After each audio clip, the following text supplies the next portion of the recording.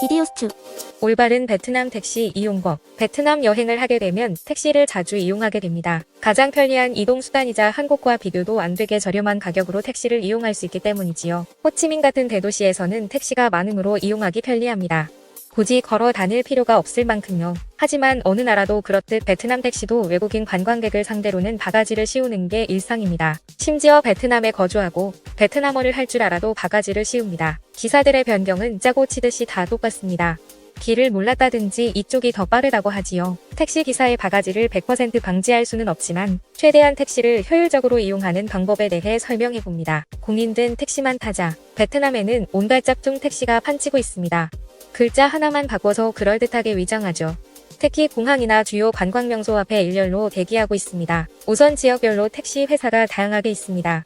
그 중에서 가장 추천하는 택시는 마일린 택시이며 다음은 비나선 택시가 있습니다. 이 두 택시 회사는 하노이부터 호치민까지 베트남 전국을 활동하는 택시 회사입니다. 그렇기 때문에 이 택시들의 짝퉁이 많이 있는데요. 가장 간단한 확인 방법은 전화번호를 보시면 됩니다.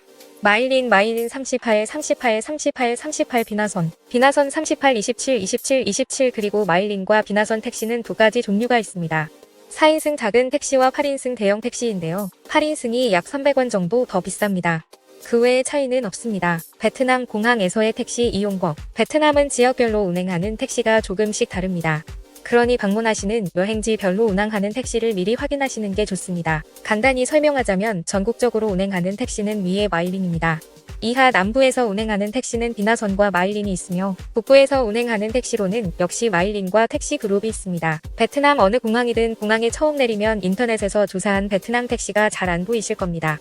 특히 늦은 시간에 도착하셨을 경우에는 더욱 그렇죠. 공항에 택시가 없으므로 바가지 쓸 것을 알면서도 짝퉁 택시를 탈 수밖에 없으실 겁니다. 그럴 경우에는 공항에는 보통 승객들을 위해 택시를 잡아주는 사람이 서 있습니다. 그 중에서 마일린 비나선 등 택시 회사의 조끼를 입고 있는 사람에게 부탁하면 간단히 불러줍니다. 혹시 다른 택시를 불러준다면 비나선 마일린 아니면 안 타겠다고 하십시오. 어느 공항이나 다 비나선 마일린 택시가 있는 건 아닙니다. 예를 들어 호치민 탄손약 공항의 경우에는 국내선은 마일린 택시만, 국제선은 비나선 택시만 들어올 수 있습니다. 왠지는 잘 모르겠습니다. 다른 택시가 들어가면 입구에서부터 막는 게 보입니다. 그리고 혹시라도 먼저 접근해오는 택시 기사가 있다면 무시하십시오. 전부 다 사기꾼들일 확률이 많습니다. 베트남 택시 미터기 보는 방법을 익히자. 베트남 돈은 기본적으로 단위가 큽니다. 제일 작은 단위가 1000동이며 물론 더 작은 500동도 있습니다만 거의 사용하지 않습니다. 숫자가 길어지면 표시하기가 어렵습니다. 베트남 택시에서는 기본적으로 뒤에 숫자 0세 자리를 생략하고 표시합니다. 예를 들어 만동은 택시 미터기에는 15로 표시됩니다. 미터기에 100이라고 찍히면 10만 동을 지불하시면 됩니다. 택시 고유번호를 사진으로 찍어두자. 마일린 비나선 택시는 택시마다 고유번호가 있습니다. 조수석 앞이라든지 시트에 보면 4자리 숫자가 항상 있습니다. 이는 택시의 고유번호로 문제가 생겼을 때 택시 회사에 전화를 걸면 조치를 취할 수 있습니다. 하지만 단기 여행으로 왔을 때는 이용하기가 꽤 어렵습니다. 베트남어로 설명할 수도 없는 노릇이고요. 영어가 가능한지는 잘 모르겠습니다. 택시 회사에 전화를 걸면 몇 시에 어디서 어디까지 몇 명이 탔는지 상세하게 물어봅니다. 전화를 하실 거라면 기억해 두시는 게 좋을 듯합니다. 내비게이션을 이용한다. 귀찮지만 가장 바가지를 적게 씌이는 방법입니다. 베트남은 선불 유심이 있기 때문에 전화 플러스 무선 인터넷을 개통하기가 굉장히 편리합니다. 만약 무선 인터넷이 되신다면 구글 지도를 매우 유용하게 사용할 수 있습니다.